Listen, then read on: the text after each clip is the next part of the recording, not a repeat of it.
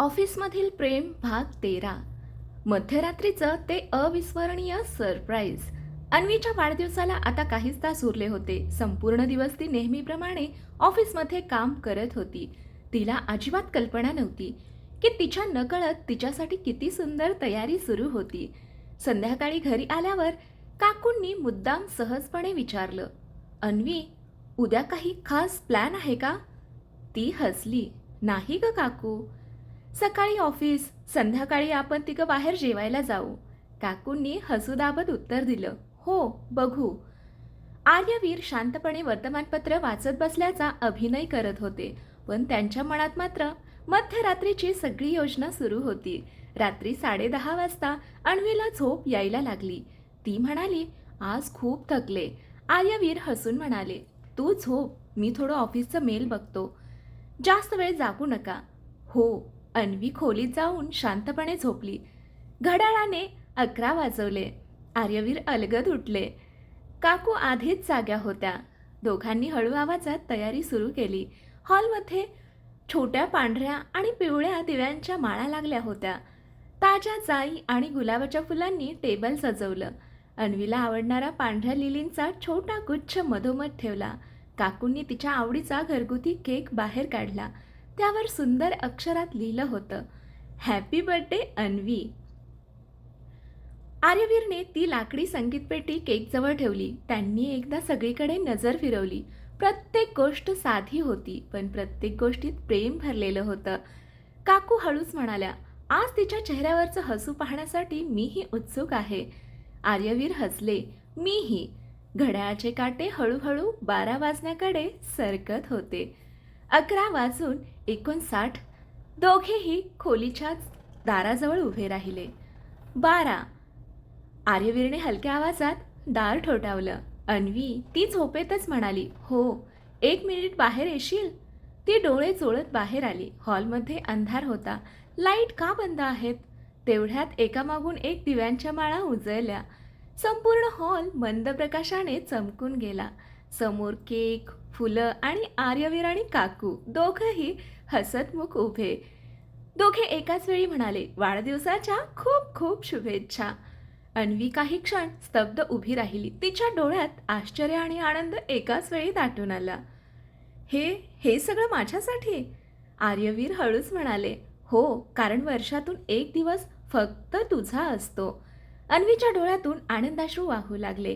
काकूंनी तिला प्रेमाने मिठी मारली. नेहमी अशीच राहा, नेहमी अशीच हसत राहा. अन्वीने त्यांच्या खांद्यावर डोकं ठेवलं. धन्यवाद. तिने केक कापला. पहिला तुकडा तिने काकूंना भरवला, दुसरा आर्यवीरला.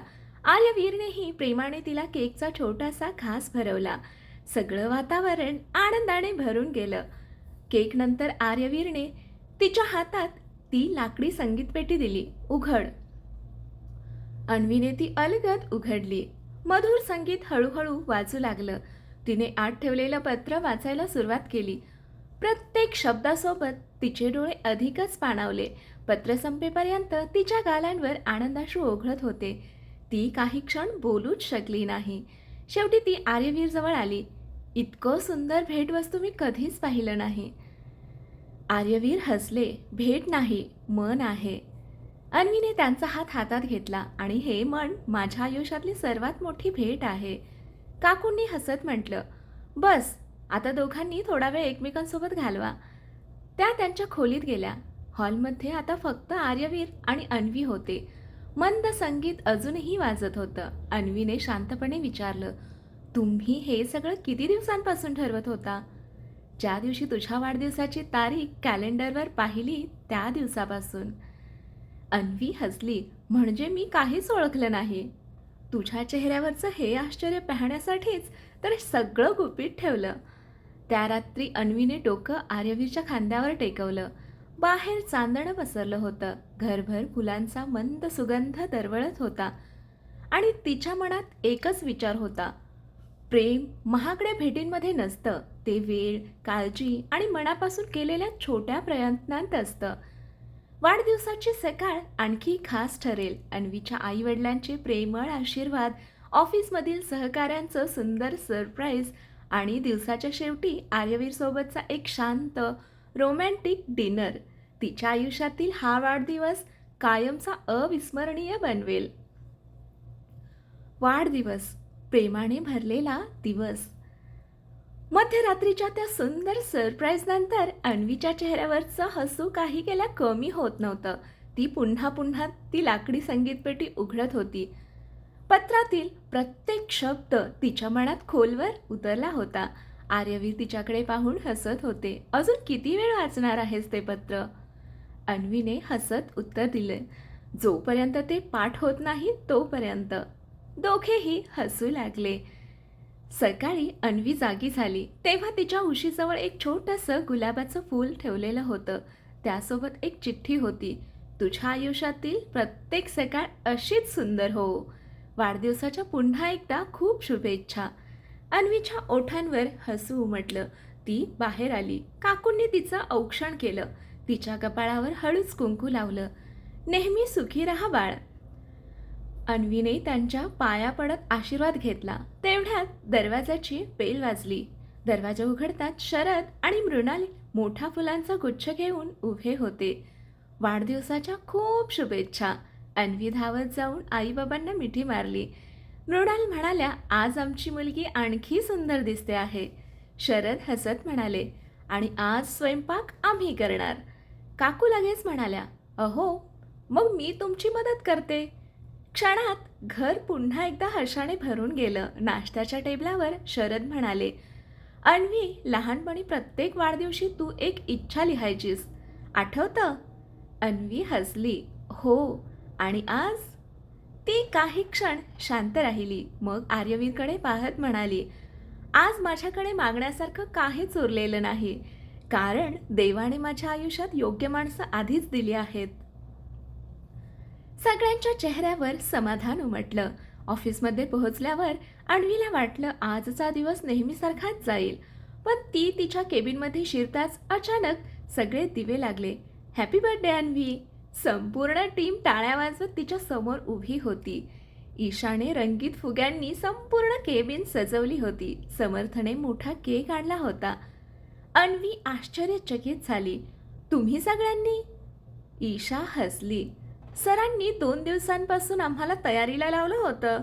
अन्वीने आर्यवीरकडे पाहिलं. ते नेहमीसारखे शांत उभे होते. फक्त त्यांच्या डोळ्यात एक गोड हसू होतं. संपूर्ण टीमने मिळून केक कापला. सगळे फोटो काढत होते. हशा, गप्पा, शुभेच्छा. ऑफिसमध्ये जणू छोटासा उत्सवच सुरू होता. समर्थ हसत म्हणाला, मॅडम आज काम नाही? अन्वी हसली. डेडलाईन तुमची आहे. सगळे पुन्हा हसू लागले. संध्याकाळी ऑफिस संपल्यावर आर्यवीर म्हणाले, चल कुठे? आज प्रश्न विचारायचे नाहीत. अन्वी हसली. ठीक आहे. कार शहराबाहेरच्या एका शांत तलावाजवळ थांबली. सूर्य मावळत होता. पाण्यावर सोनेरी किरण चमकत होते. आजूबाजूला मंद वारा आणि निसर्गाची शांतता.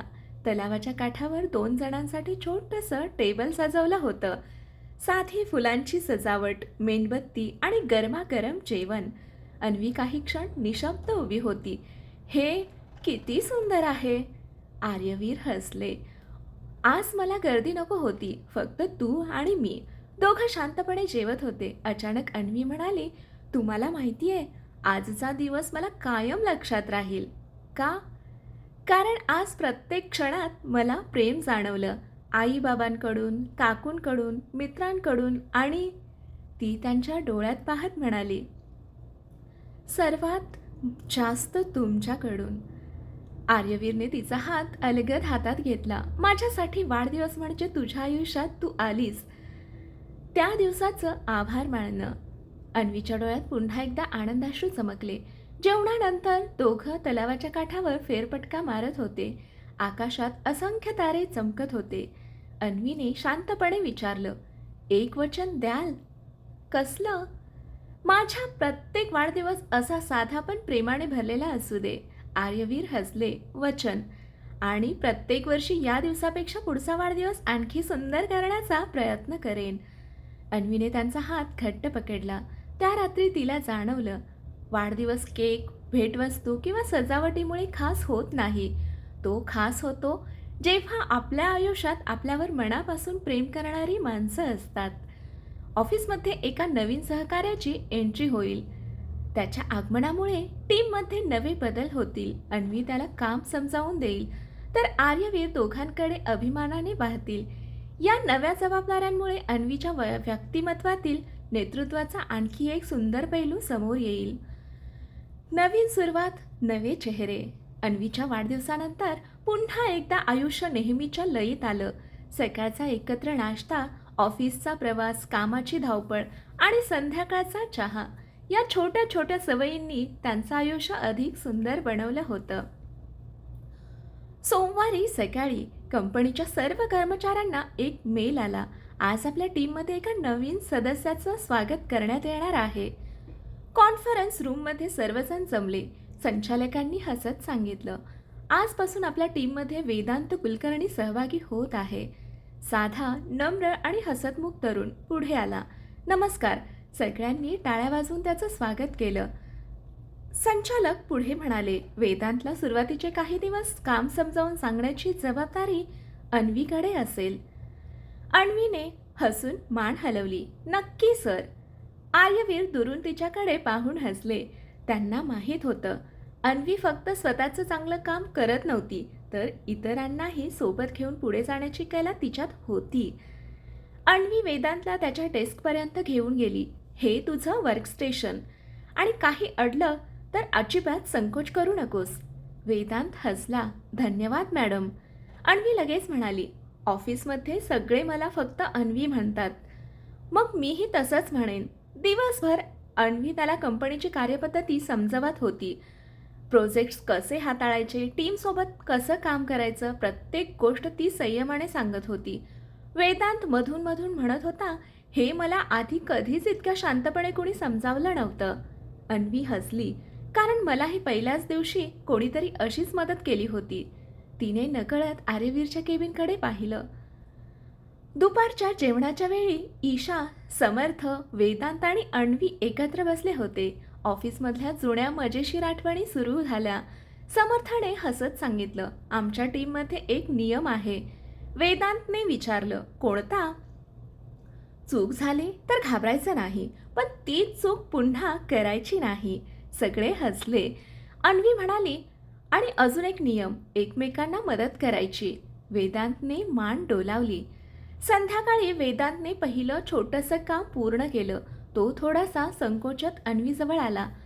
एकदा बघशील का? अन्वीने पूर्ण काम काळजीपूर्वक पाहिलं. ती हसली. खूप छान, फक्त इथे 2 छोट्या सुधारणा कर. वेदांतच्या चेहऱ्यावर आत्मविश्वास उमटला. धन्यवाद. हे सगळं आर्यवीर त्यांच्या केबिनमधून पाहत होते. ईशा त्यांच्या जवळ आली. सर. काय? अन्वी मॅडम खरंच खूप चांगल्या लीडर आहेत, आर्यवीर अभिमानाने म्हणाले. लीडर तोच जो स्वतः पुढे जाण्यापेक्षा इतरांनाही पुढे घेऊन जातो.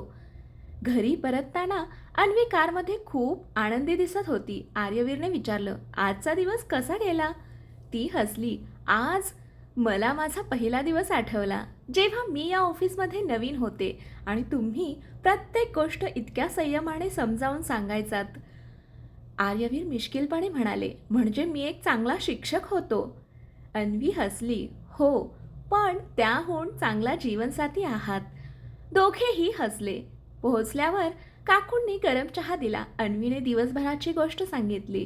काकू शांतपणे ऐकत होत्या. मग म्हणाल्या, बाळा, ज्ञानाची खरी किंमत तेव्हाच कळते जेव्हा ते दुसऱ्याला देताना आनंद वाटतो.